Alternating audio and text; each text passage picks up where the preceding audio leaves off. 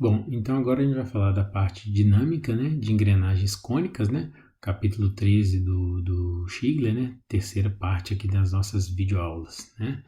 Então, novamente, né, a parte cinemática das engrenagens cônicas, né, vocês podem assistir na videoaula de cinemática, né, onde você vai ter todas as informações sobre os parâmetros cinemáticos, né, das engrenagens cônicas, né, lá está explicado detalhado sobre os ângulos, né, dos cones primitivos, todo o equacionamento cinemático que você pode ter para poder fazer o projeto da engrenagem, né, incluindo a padronização das normas pelo sistema Gleason, né, que padroniza o projeto das engrenagens cônicas, tá?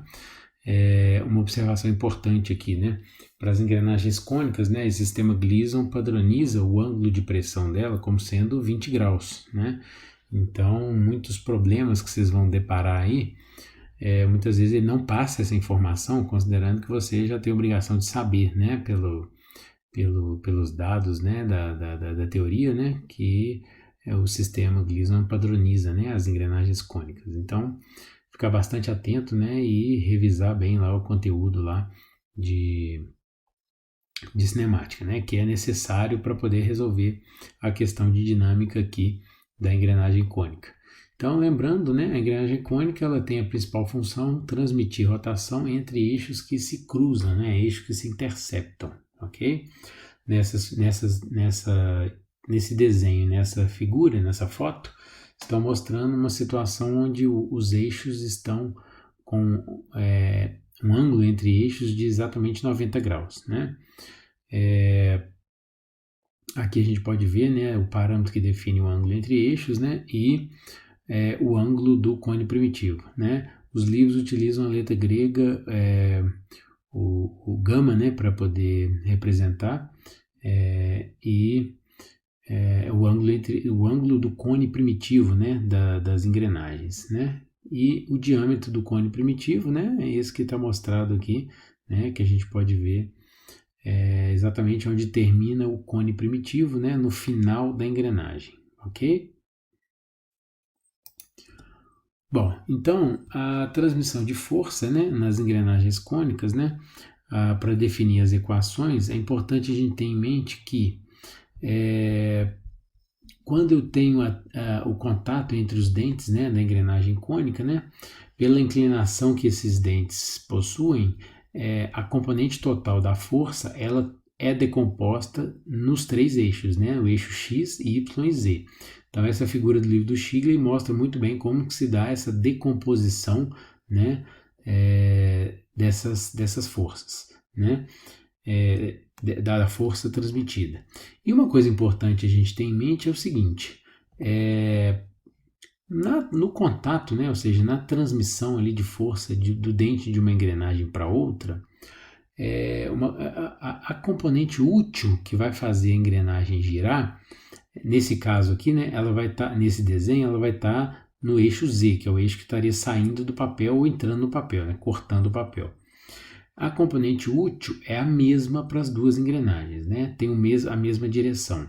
Porém, reparem uma coisa importante, a componente que está na direção do raio do pinhão, dessa engrenagem menor, seria a componente radial, para a coroa ela vai estar na direção axial.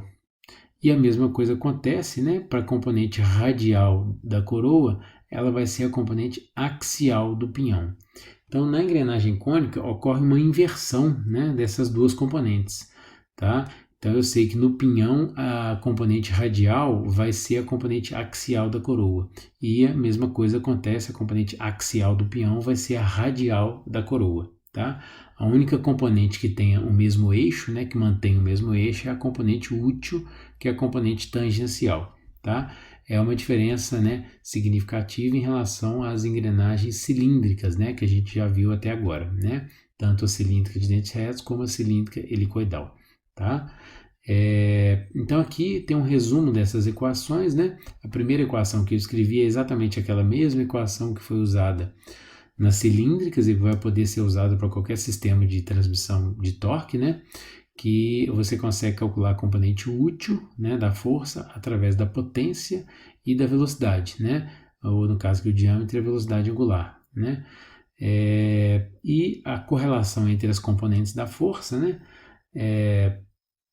Aqui a gente tem as duas equações que correlacionam a componente radial com a componente tangencial, que é a componente útil, e a componente axial também com a componente tangencial. Nessa decomposição aqui, né, que ele usa dois ângulos, né? Um é o ângulo de pressão da engrenagem, né, da engrenagem cônica, que é padronizado, né, pelo sistema Cleason, como a gente já comentou, e o outro é o ângulo do cone primitivo, tá? Então, geralmente, aqui o livro do Shigley, ele usa a letra grega gama, né?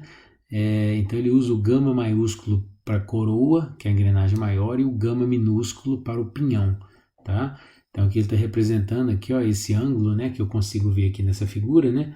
É o ângulo, né, do cone primitivo do pinhão, tá? Então, aqui eu coloquei a figura um pouco maior para a gente enxergar um pouco melhor, né? Então, nós temos aqui o W é a componente total da força que uma engrenagem transmite para outra. E na decomposição eu vou ter aqui, ó, nessa direção, né? Na direção de inclinação aqui do dente é o ângulo de pressão, né, da engrenagem, né? Que é padronizada como sendo 20 graus para engrenagens cônicas sistema Gleason, né? E o quanto que eu vou ter de inclinação aqui nessa direção, que é o ângulo do cone primitivo, né?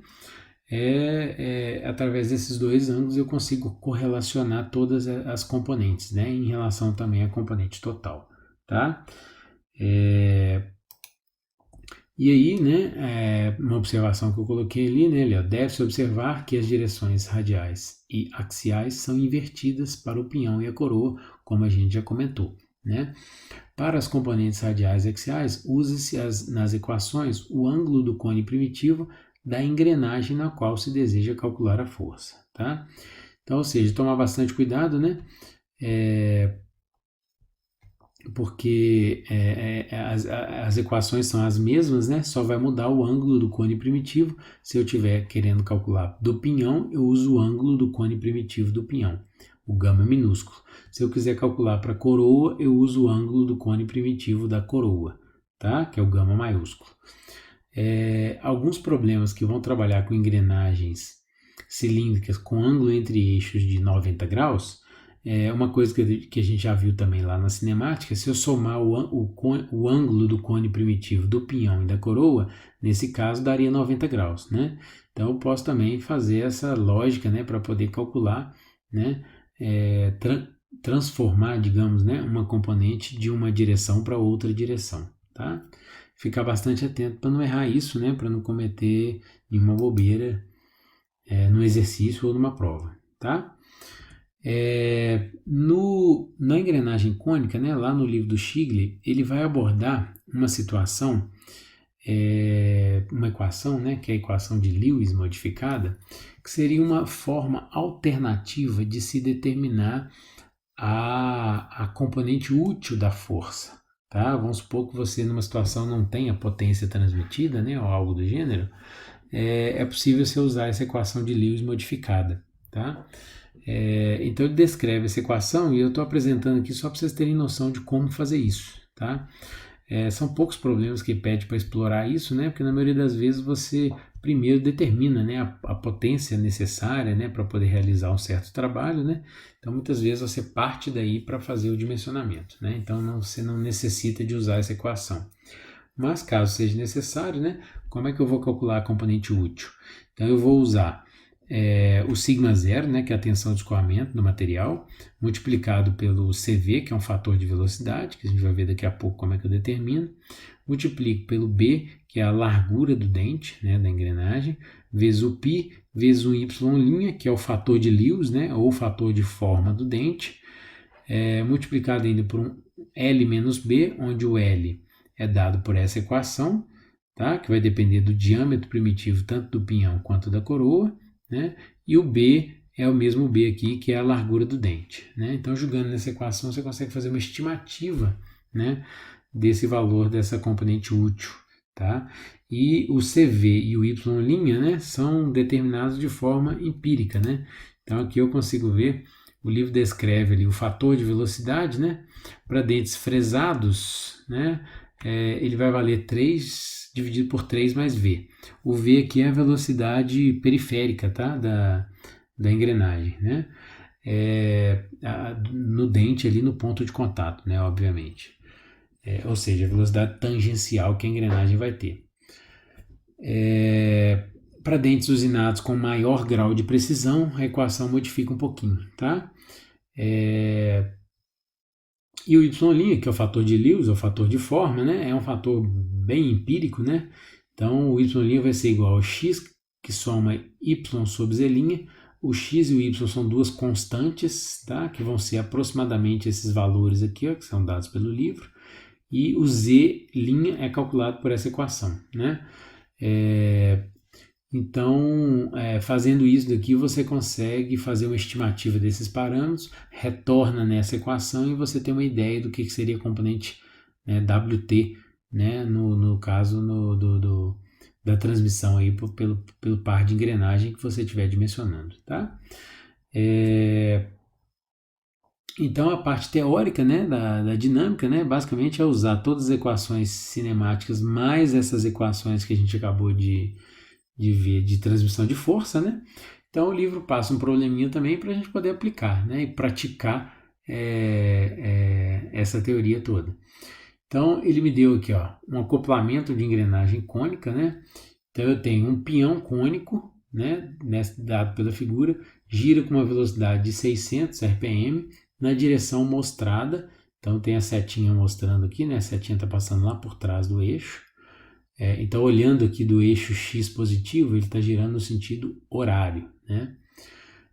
E transmite uma potência de 3,75 kW, né, para a engrenagem que é a coroa. Vamos analisar a figura aqui, ó. Eu tenho alguns comentários a fazer sobre ela, né, que são essas setas aqui que eu marquei. Primeiro é o seguinte, essa figura ela foi retirada do livro, né, que a gente está usando como referência, o livro do Shigley, que é o livro Elementos de Máquinas de Shigley, né? É um livro que vocês observem que eles pegaram a versão original do livro, né, que tinha o título Projeto de Engenharia Mecânica, que tinha todas as unidades no sistema americano, então todas as distâncias estavam em polegadas, né? E aí os autores, né, que fizeram essa conversão para o sistema internacional converteram todas as unidades para milímetros, né? Nesse exercício especificamente, eles cometeram uma gafe, né? Eles esqueceram de converter o diâmetro do pinhão, tá? Nas conversões que eles fizeram uma aproximação, considerando uma polegada como sendo aproximadamente, né, arredondando para 25 milímetros, né? A gente sabe que uma polegada é 25,4 milímetros, né? Mas ele arredondou para 25. Então, essa distância aqui, na verdade, são 3 polegadas ou 75 milímetros, tá? Da mesma forma que essa distância aqui, ó, né, estava marcada no livro original como 3 polegadas e aqui ele marcou 75 milímetros, né? Você pode até ver pela escala, né, que realmente tem um erro aqui. Isso aqui não é 3 milímetros, né? Senão você não vai conseguir finalizar esse exercício nunca, tá? E um outro probleminha que a gente tem, não nessa figura, mas durante a solução, né, que é um problema resolvido pelo livro, se você observar na figura original, essa distância aqui, ó, ela realmente é diferente dessa distância. Então, se você converter, aqui vai dar 90 e aqui vai dar 96, próximo de 96. Então, na figura está certo. Só que na hora de resolver o problema, na hora de calcular o braço de alavanca aqui da força, esse 96 ele considerou como 90. Tá? Então, se você for comparar a sua solução com a solução do livro, vai ter essa diferença. Então, você tem duas opções. Ou muda aqui para 90, para você poder comparar o resultado do livro, ou resolve com o resultado correto, né? E aí você pode comparar com o resultado do livro original, fazendo as devidas conversões de unidade, né? Tá? Então, são esses dois comentários aqui sobre esse probleminha, tá?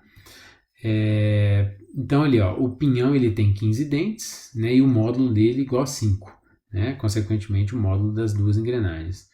E a coroa tem 45 dentes. Então, a razão de velocidades aqui é 15 para 45, 1 para 3, né? E eu posso observar isso pela própria razão de diâmetros, né? Ali, ó, 75 para 225, também é uma razão de 1 para 3, né? E ele comenta ali, ó, por simplicidade, os dentes foram substituídos pelos cones primitivos. Então aqui ele não colocou toda aquela representação do dente, né, com todas as linhas que o dente possui. Desenhou apenas o cone primitivo para simplificar a figura, tá? E ele comenta ali, ó, os mancais A e C devem escorar os esforços axiais. Então no eixo do pinhão eu tenho o mancal A e B, no eixo da coroa, né, de saída, eu tenho o mancal C e D. Então ele pediu para considerar tanto o mancal A quanto o mancal C como sendo os mancais fixos que vão escorar os esforços axiais, ok? Consequentemente, o mancal D e o mancal B de bola serão mancais deslizantes. Não existirá reação no eixo axial nesses dois mancais, tá? Ele pede ali, ó, encontre as forças nos mancais no eixo da engrenagem, né? Aqui a tradução não ficou muito boa, né? No eixo de engrenagens, mas aqui dizer que ele quer que você calcule as forças no eixo da engrenagem, ou seja, no eixo da coroa, da engrenagem maior, tá? Então nesse probleminha, vocês vão ver que na solução ele vai fazer um diagrama de corpo livre no eixo da coroa, nesse eixo de saída. Então ele vai trabalhar com os mancais C e D, ok? E obviamente que eu vou ter que trabalhar com um ponto, né? Um ponto ali de contato entre os dentes, né? E uma observação importante é o seguinte, eu tenho contato ao longo de toda a superfície do dente. Então, na hora que vocês estiverem resolvendo o problema, vocês vão observar que as distâncias que estão cotadas nessa figura, por exemplo, esse 96 que está cotado aqui, ó, ele está pegando um ponto que está aproximadamente ali, ó, no meio do dente, tá? É o ponto ali que está usando como referência. Assim como esse 32 milímetros aqui, ó, repare a linha que está representando 32 milímetros. Ele está pegando exatamente esse ponto ali, ó, que ele está usando como referência, né? Tá? Então vocês vão precisar dessas medidas, né? Olha, o 32 e o 96, para poder fazer o braço de alavanca, né? Para calcular os momentos e calcular as reações nos mancais C e D, ok? Bom, então quebrem a cabeça aí tentando resolver esse probleminha, né? Antes de tentar ver qualquer parte da solução, tá? E qualquer dúvida podem olhar a solução e também a gente pode tirar qualquer dúvida na nossa próxima aula síncrona, tá?